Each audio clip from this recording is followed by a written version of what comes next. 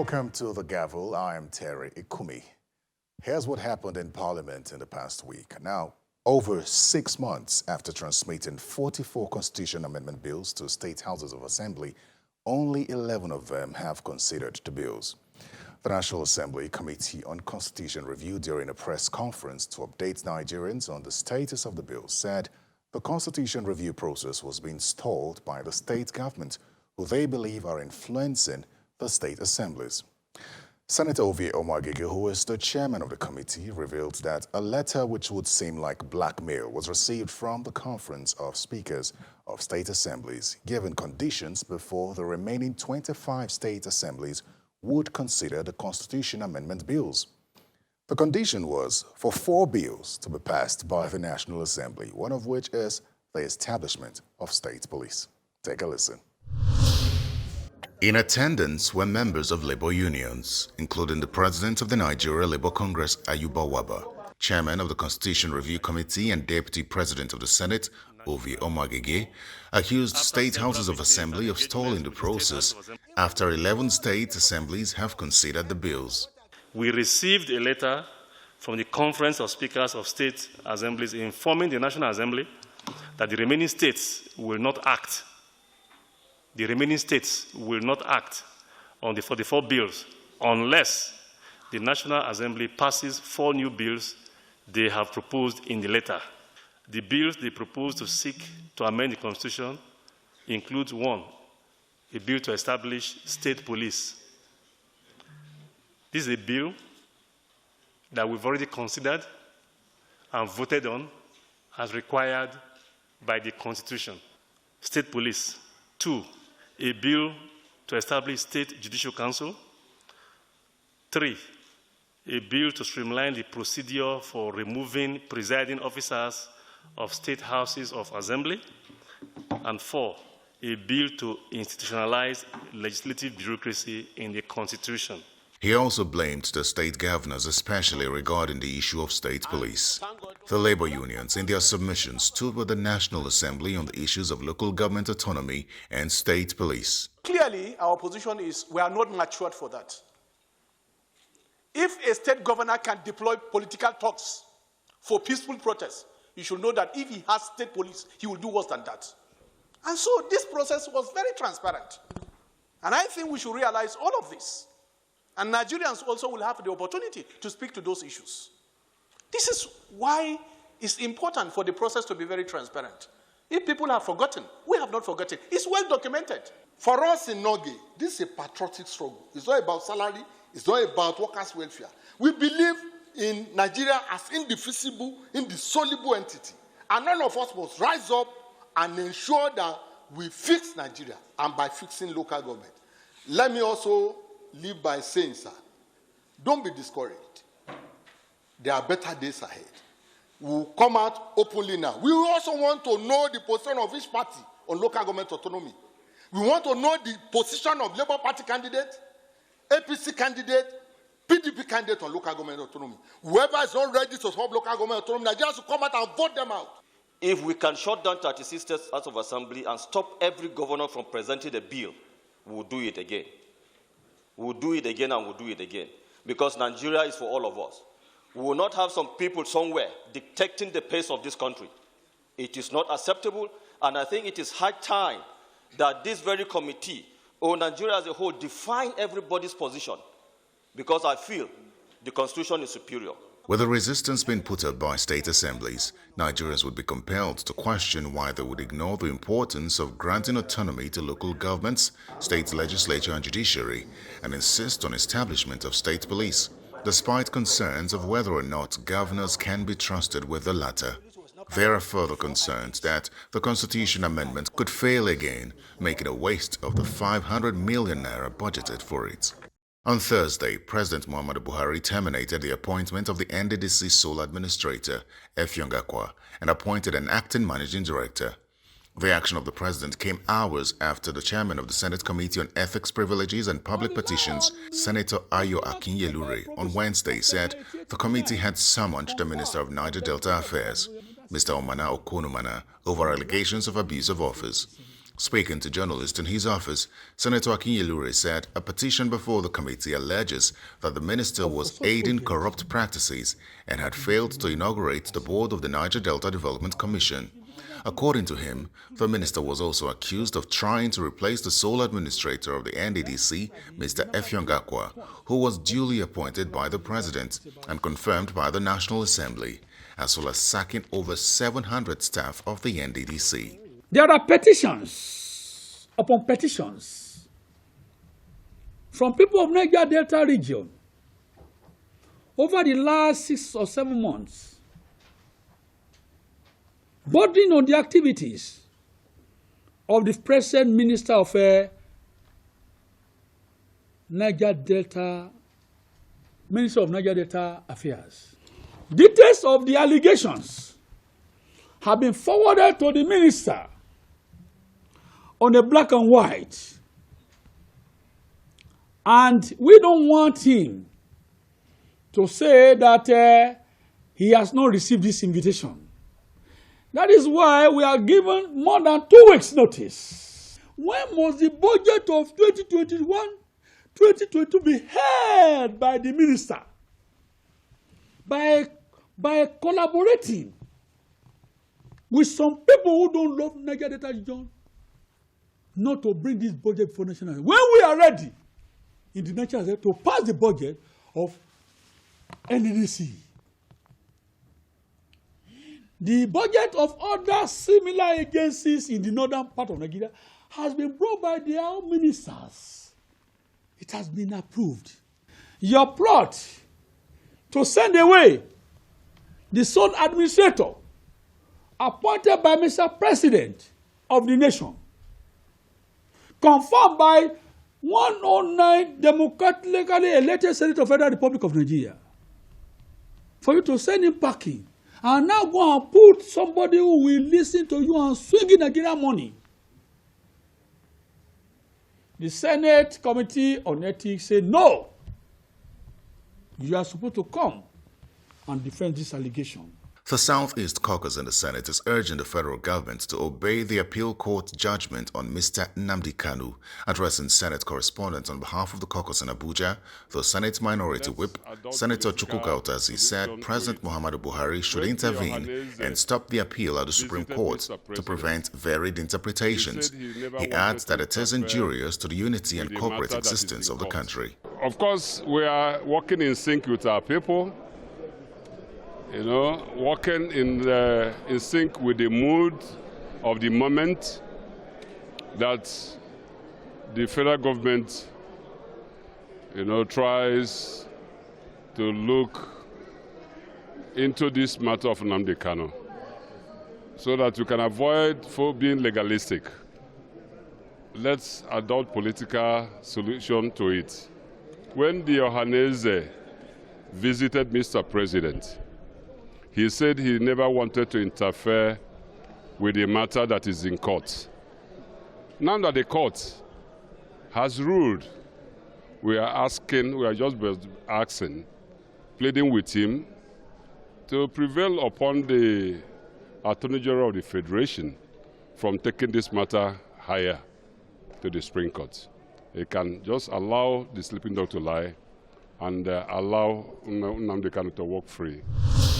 The Minister of Water Resources, Suleiman Adamu, is debunking stories of Nigeria entering into agreement with Cameroon to build a dam that will mitigate flooding when water from the Lagdo Dam is released. He says there is no record of such an agreement. He says Cameroon did not inform Nigeria about releasing the water from the dam until 24 hours after it was released, and that the Lagdo Dam contributes only 1% to flooding in Nigeria. According to the minister, 80% of the floods is from rainwater. He stated this at the budget defense with the Senate Committee on Water Resources. Take a listen. The budget defense session of the Minister of Water Resources was more than just budget figures. Members of the Senate Committee on Water Resources were more concerned about the flooding across the country, especially considering reports of an agreement between Nigeria and Cameroon to build a dam that would absorb the impact of water released from the Cameroon Lagdo Dam, which many believe is responsible for the floods in different states. in your effort to control flooding, there was a proposal to construct a Kafin Hausa Dam in Adamawa State. This dam was designed, procurement started, it even went to the BPP as far back as 1999. Unfortunately, when the previous government came in, after President Obasanjo's government, the project was abandoned. And that is why we are having serious flooding in Adamawa, Taraba, Benue, Kogi, and even Delta State. The excess water being released by the Cameroonian government into Nigeria is supposed to be held somewhere in Adamawa State at Kafin Hausa Dam. If this dam had been constructed, it would have mitigated the danger of flooding along, River Benue and up to River Niger when it meets its confluence at in Lokoja. I have checked the records of the ministry. Nothing, there has never been anything like that. Dancing Hausa, along with Kashimbila and the entire tributaries of River Benue have been identified as, they're tributaries of River Niger, of River Benue that have not been dammed. And that is why River Benue constitutes the major source of flood from the confluence downwards. Lagbo Dam releases the flood, its contribution to flood in this country is only 1%. It took a lot of effort for us to get them to sign an MOU for them to be informing Nigeria about releases. Even this one, they told us when he called them, when he saw that the rains were, I was communicating with the DG NISA. I said, what's happening in Cameroon? He said he has been calling them. They said they have not released any water. Finally, they said, okay, that they will inform us tomorrow. They didn't inform us. They informed us 24 hours after they had released the water. They did the same thing 2 years ago. And we had to write, I wrote to the Minister of Foreign Affairs, Nigeria had to write a protest letter to the Cameroonian authorities that they did not inform us. It was after our rains had gone, then suddenly we saw flood in Adamawa area. And we realized, we're asking them for 2 weeks, they were denying that they had opened the reservoir, And of course, it didn't go to the confluence. It was limited to the areas of Adamawa State, that was, and Taraba, because, like I said, the contribution to the flood by Lagbo Dam is not so high. Lawmakers questioned the water project of the federal government across various communities. Recently, I wrote to your office that I want to commission all those water projects on your behalf. And I asked one of the boys that was attached to come and go with me to see the state of the project before I could commission, and he didn't come. But I went around and found that most of them, the taps have fallen off, and or one thing or the other. So my question is, my suggestion is that there should be a follow-up, so that we just don't do things and repeat the next year. I would like to know, from 2016 to 2022, what achievements, what projects did you meet? Which one did you initiate?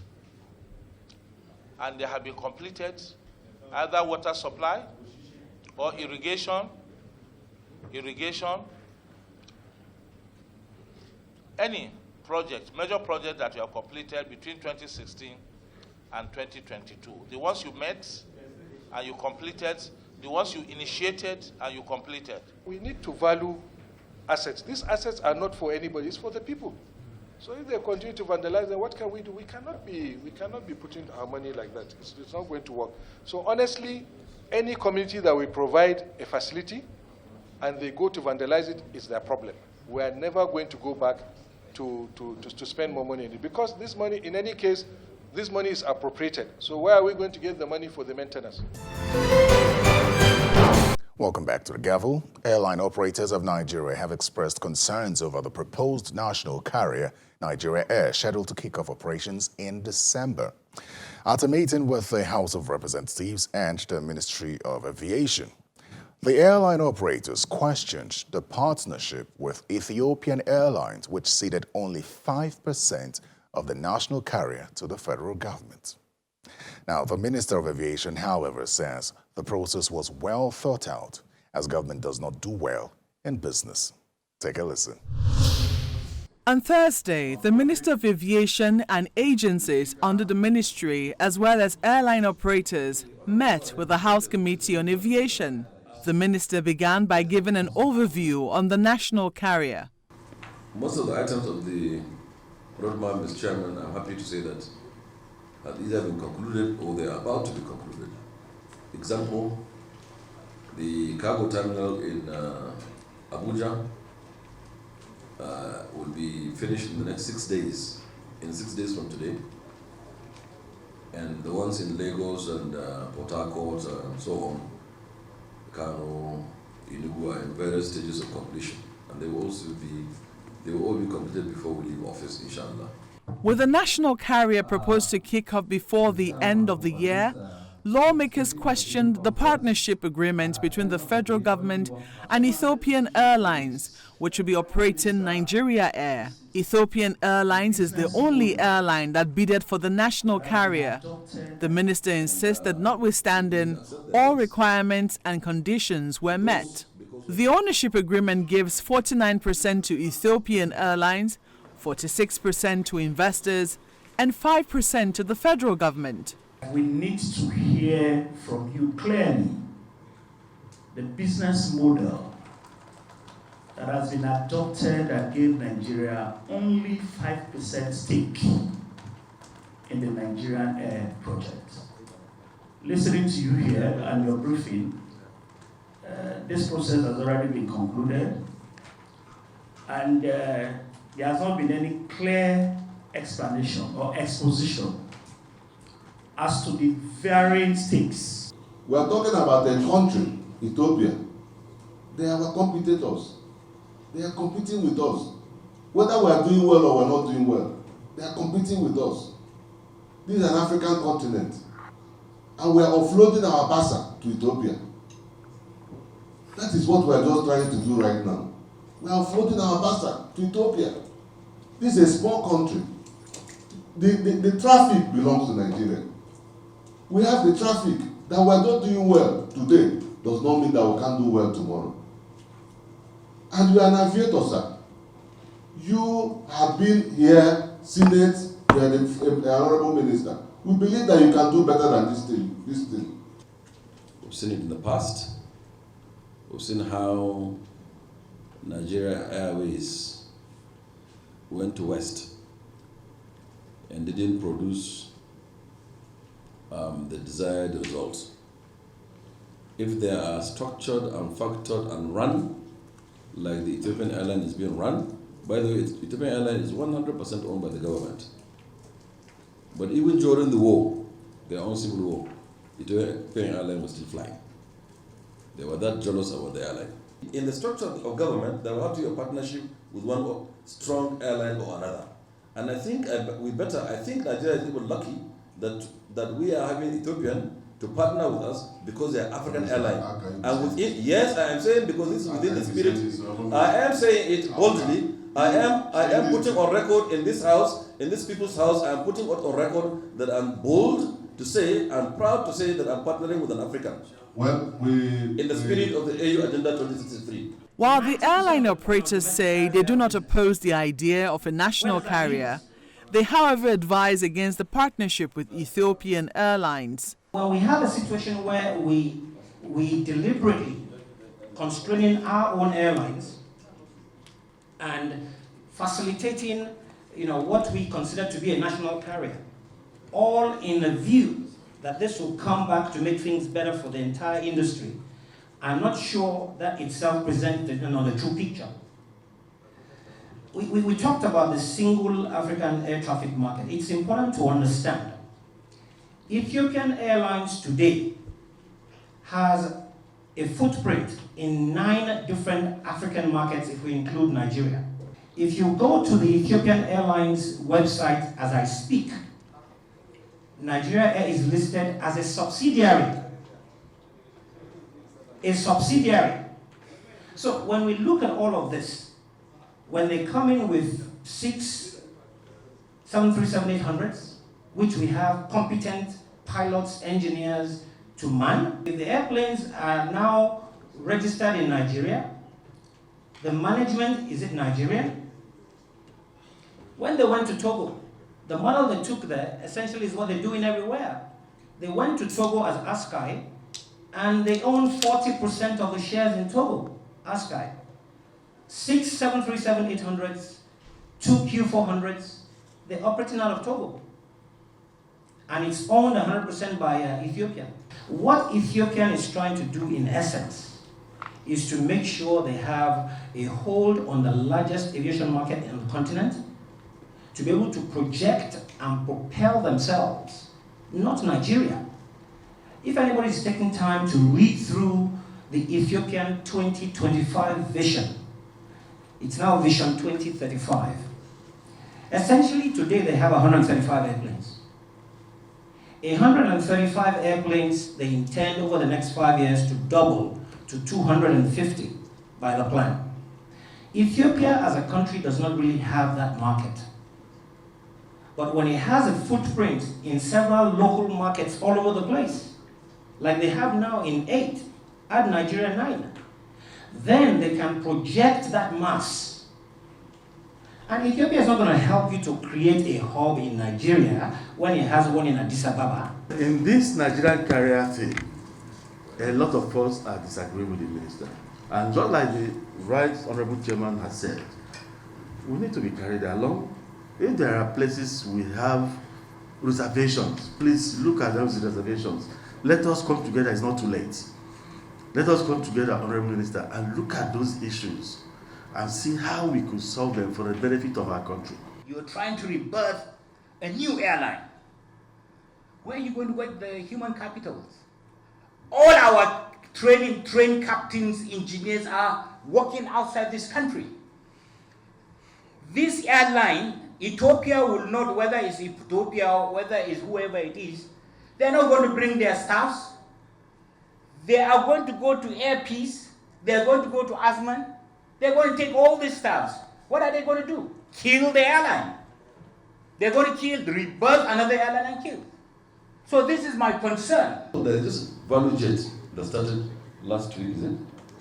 About 2 weeks ago, they gave new AOC. Why are they going to get the pilots? They're going to poach from them. But then, what NCA had done, and NCA now is an institution, it's nothing to do with Musa. So what they have done now, they have created, they even issued an AOL, Air Operator Letter, to stop poaching. So it's up to us to develop that policy and ensure it is followed. And you, during your oversight, ensure that that has been followed, stop poaching. Because NCA have done their bit, it's in the regulation. There's a way, many ways that you can stop poaching from one pilot to another, like this they call it House of Karwanchi. They move from one airline to the next. You know, they have it in place. Ethiopian Airlines being 100% owned by the Ethiopian government, and the Minister of Aviation saying government doesn't do well in business, draws questions on the capacity of the Nigerian government. Notwithstanding, Nigeria Air is expected to kick off operations within 2 months. However, the concerns raised by the airline operators and members of the House Committee on Aviation would need to be urgently addressed to allay further fears. Well, that's all the time we have on the Gavel this week. Budget defense sessions are expected to intensify in the coming week. To send feedback to thegavel@channelstv.com, I'm Terry Ikumi. Goodbye.